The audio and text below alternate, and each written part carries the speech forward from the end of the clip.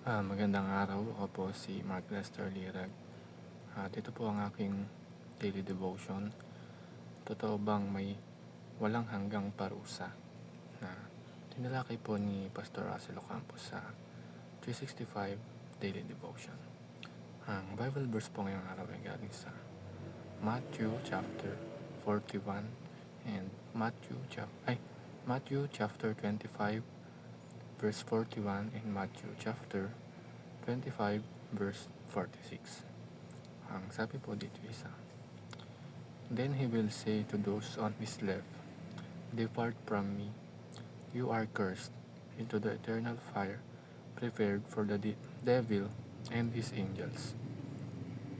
Ang sabi naman po sa verse 46, "Then they will go away to eternal punishment, but the righteous to eternal life."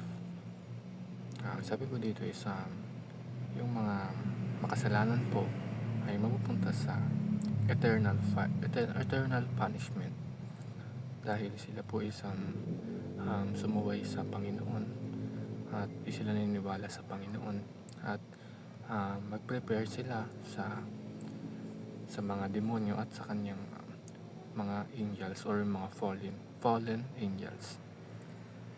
First teaching is hell is a place of torment. Ang impyerno po is ito po yung lugar ng pagdurusa pag tayo ay namatay at tayo ay hindi tayo connected sa Panginoon, hindi natin siya pinaniniwalaan or hindi tayo sumusunod sa Kanya. Dito tayo mapupunta kasama ni Satanas at kanyang mga angels or fallen angels, kung tawagin is demonyo. Ang second teaching is hell is eternal separation from God.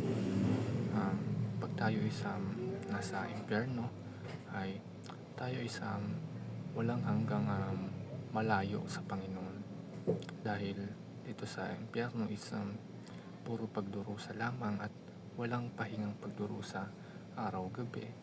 Ay tayo ay nagdurusa kung tayo ay hindi naniniwala sa Panginoon at dito tayo pupunta dahil kung walang Diyos sa buhay natin at puro kasamaan or naniniwala lamang tayo sa mga Diyos-Diyosan or binenta natin yung kaluluwa natin sa demonyo. Hindi ko po alam kung totoo yun, pero may iba nagsasabi na totoo daw po yun. And last teaching is hell is unlikely be annihilated. Ang impyerno po is walang katapusan. Kapag tayo ay napunta dito ay dito na tayo habang buhay natin. Habang buhay na walang tigil na pagpaparusa sa atin dahil tayo nga sumuway sa Panginoon. At ang impyerno is hindi lang para sa ating mga tao.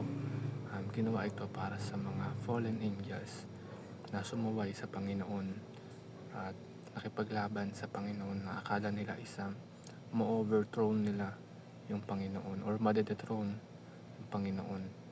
Kaya sila pinunta sa impyerno at kaya lamang tayo mapunta dito kung hindi tayo sasamba sa Panginoon, hindi tayo maniniwala kay Jesus na tayo ay niligtas niya at wala talaga at mapunta tayo dito kung wala talaga tayong Panginoon sa ating buhay.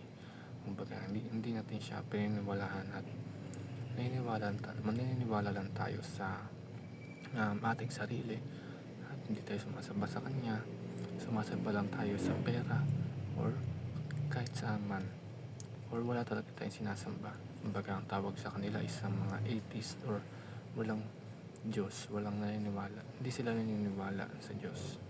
Yun lamang.